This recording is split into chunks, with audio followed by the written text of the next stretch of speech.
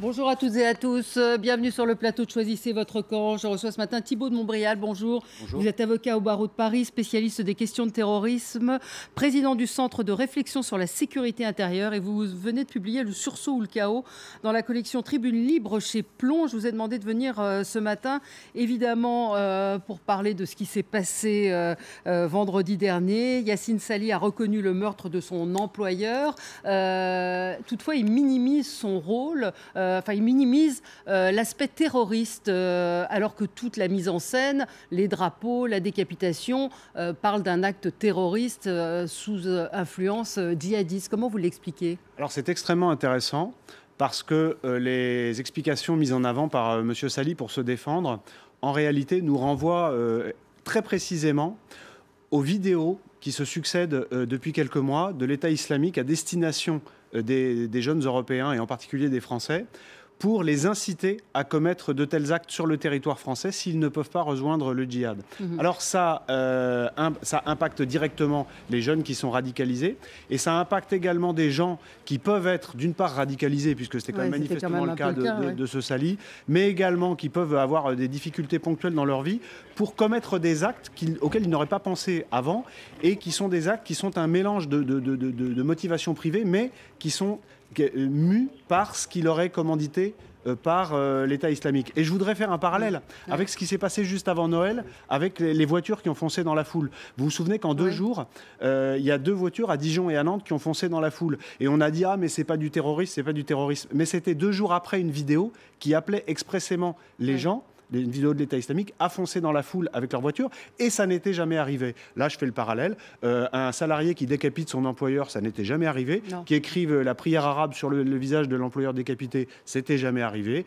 Et qu'il le fasse au nom de l'islam, c'était jamais arrivé. Oui, mais pourquoi il ne revendique pas ? Pourquoi Daesh n'a pas revendiqué aussi ? C'est les questions qu'on se pose un petit peu ce matin au lendemain de ce meurtre. C'est-à-dire que lui ne dise pas « je l'ai fait au nom de l'État islamique, je l'ai fait au nom de Daesh ». C'est très confus. Ces justifications. 2 choses. D'abord, que l'État islamique ne revendique pas quand il y a des actes comme ça qui sont des actes d'initiative mais qui répondent à l'impulsion de l'État islamique. Il se passe toujours quelques jours avant qu'il y ait une revendication. Mais surtout, ce qui est intéressant, c'est qu'il ne faut pas forcément prendre au premier degré ce que dit M. Sali. Il faut quand même se souvenir de la notion de système de défense en droit pénal. Tous les gens quasiment qui se font arrêter de retour du djihad, de retour de Syrie ou d'Irak, disent au juge « Ah, mais moi, je suis parti faire de l'humanitaire, j'ai été très déçu, j'ai eu peur dès que j'ai entendu 3 coups de feu, etc. » Évidemment, c'est humain. Quand ils se défendent, ils essayent de minimiser leur rôle, ce qui permet d'ailleurs à toute une partie de l'intelligentsia qui n'a pas encore bien compris dans notre pays ce qui est en train de se passer, de dire « Ah, mais regardez, finalement, ce sont des victimes, etc. » Je crois qu'il ne faut pas être dupe et faire la part de la réalité de la motivation et du système de défense d'autre part. Parce que certains disent c'est un esprit fragile, ce sont des gens en gros des loups solitaires et qui ne sont pas, qui sont un peu détraqués, quoi. Voilà. Ça relève de la psychiatrie. Exactement. Alors ça aussi, c'est un point qui est tout à fait essentiel. Ce qui est en train d'arriver à l'Occident et à la France en particulier, c'est quelque chose que beaucoup ne conçoivent pas. Parce que nous raisonnons avec une rationalité, qui est la rationalité que nous avons construite avec un système dont nous considérons qu'il est juridiquement et moralement supérieur, et avec 60 ans de paix. Donc des gens qui se mettent à nous attaquer au nom d'une idéologie fondée sur une religion, qui se mettent à décapiter, qui se mettent à aller tirer dans les rues de Paris à la Kalachnikov, on ne peut pas concevoir. Donc on se dit... On se défend nous-mêmes en disant finalement ce sont des fous. Mais c'est une profonde erreur, ce ne sont pas des fous. Ils nous disent, Valérie Expert, ils nous disent, ces gens-là, à longueur de vidéo, qu'ils nous font la guerre.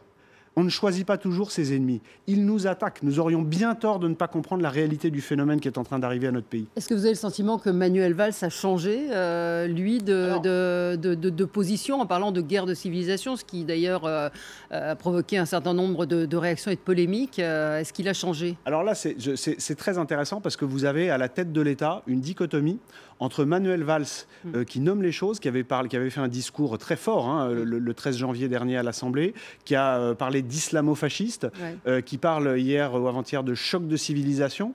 Et d'un autre côté, on a un président de la République qui, depuis le début, n'a jamais prononcé le mot d'islamiste, n'a jamais associé le mot d'islamiste au mot terroriste. Et à chaque fois qu'il y a un attentat, il ne parle ni d'islamiste, ni de chrétiens quand les chrétiens sont des victimes, etc., avec une sorte d'autiste qui est d'ailleurs assez inquiétante. Alors, est-ce que Manuel Valls a compris? Est-ce que ça, il faudra voir dans les mois qui viennent les actes. Le problème de Manuel Valls, c'est qu'il a une majorité dont une partie plutôt à gauche est dans une logique qui est une logique multiculturaliste, qui est la logique qui a conduit la France à avoir une véritable explosion du communautarisme, qui est à la base du problème, parce que c'est le communautarisme en France qui a fait le terreau du recrutement des djihadistes aujourd'hui. Donc tout ça est assez complexe. Peut-être, sans doute, M. Valls a bien compris ce qui se passe, mais sans doute est-il aussi un petit peu les mains liées par son aile gauche. Oui, vous dites dans votre livre, on aura été prévenu. C'est-à-dire qu'en gros, cette situation aujourd'hui, on en est responsable parce qu'il y a énormément il y a eu beaucoup de déni, beaucoup de renoncement de la part de la France. Vous savez, j'ai écrit un article en avril 2014 avec Jean-Charles Brizard et le juge Trévidic. À l'époque, tout le monde nous a poliment souri. Ensuite, il y a eu la tuerie de Bruxelles. Là, on s'est mis à s'intéresser à ce qu'on avait écrit. Ensuite, il y a eu Hervé Gourdel. Il y a la proclamation de l'État islamique il y a un an aujourd'hui. Il y a un an aujourd'hui, oui, c'est l'anniversaire de la... Il y a eu les décapitations des journalistes américains. Il y a eu les décapitations des chrétiens en masse. Et puis l'État islamique s'est mis à avancer. Aujourd'hui est en Libye, au large des côtes européennes. Et il y a eu cette croissance exponentielle des jeunes Français qui partent. Donc oui, nous sommes prévenus parce que les messages vidéo qui nous sont adressés sont quotidiens. Alors on peut faire semblant de minimiser, ne pas y croire, mais ce sera une responsabilité historique dans quelques mois de ne pas y avoir cru assez tôt. Le juge Trévidic, justement, ce week-end, disait « La religion n'est pas le moteur du djihad ». Est-ce que vous partagez cet avis ou est-ce que la phrase est sortie du contexte? J'ai lu son interview avec attention parce que je le connais bien et j'étais un peu étonné du titre. Et quand j'ai lu l'interview, ce que dit le juge Trévidic, c'est que les motivations individuelles d'un certain nombre de gens qui partent sont au moins autant l'aventure, la recherche d'une forme d'exaltation que la religion. Mais par contre, la religion musulmane, dans son acceptation sunnite radicale, c'est le cadre qui rend possible tout ça. C'est le cadre qui organise le djihad. Donc que le jeune y aille pour des motivations qui ne sont pas très claires, et ce ne sont pas tous de fins théologues, c'est une chose. Mais que le cadre et l'utilisation de ces combattants ne soit pas religieux, c'est absolument faux. C'est religieux. Et c'est la raison pour laquelle, Valérie Expert, le plus important peut-être aujourd'hui, c'est qu'il faut que les gens en France, les décideurs, les élites politiques, mais aussi intellectuelles, médiatiques, comprennent que ce qui arrive à notre pays, à la base, ça a tout à voir avec la religion musulmane. Les gens qui disent ça n'a rien à voir se trompent. Attention, ça ne veut pas dire que c'est l'islam dans son ensemble, mais ça veut dire que c'est à partir de la religion musulmane, peut-être dévoyée, que ces gens commettent ces actes. Et donc, il est essentiel d'appeler les intellectuels de cette religion qui, en France, et heureusement c'est la majorité, veulent vivre dans notre système et en paix, de dénoncer eux-mêmes ces comportements. C'est pas à ceux qui ne sont pas musulmans. Et de dire il ne faut pas faire d'amalgame, il ne faut pas stigmatiser, et donc de refuser d'entrer dans ce problème, c'est se préparer des lendemains encore pire, parce que nos concitoyens qui regardent tout ce qui se passe, on ne peut pas leur expliquer que ça n'a rien à voir avec l'islam. Ils voient bien, il suffit de regarder et d'entendre. Donc il faut au contraire déminer cette question, mais pour ça, il faut la prendre à bras-le-corps. Oui, mais ça, vous savez que c'est un argument qui est rejeté par un certain nombre de personnes en disant l'islam n'a rien à voir avec l'islamisme, et que les musulmans de France n'ont pas plus à se justifier que les non-musulmans. Mais d'abord, c'est historiquement faux que l'islam n'a rien à voir avec l'islamisme. Il y a un intellectuel musulman que je cite dans mon livre qui dit l'islamisme est la maladie de l'islam comme le nazisme a été la maladie des Allemands. Il faut être capable de... Ça, c'est pas moi qui le dis, c'est un intellectuel musulman. C'est très intéressant, je cite dans mon livre un certain nombre d'intellectuels algériens qui, eux, ont connu la folie islamiste avec des centaines de milliers de morts dans les années 90 et qui disent que nous, les Européens, et en particulier les Français avec la force de la communauté musulmane en France, sommes fous de ne pas comprendre ce qui est en train d'arriver et nous prédisent des lendemains extrêmement sombres. Vous faites d'ailleurs le parallèle à un moment avec la Première Guerre mondiale. Dans la situation dans laquelle on est dans le livre, vous dites ça rappelle effectivement ce qui s'est passé, où on était un peu dans le déni, où on n'a pas voulu voir ce qui était en train d'arriver. Pour deux raisons. La première, c'est que comme on sort de 60 ans de paix, on a l'impression qu'il ne peut rien nous arriver.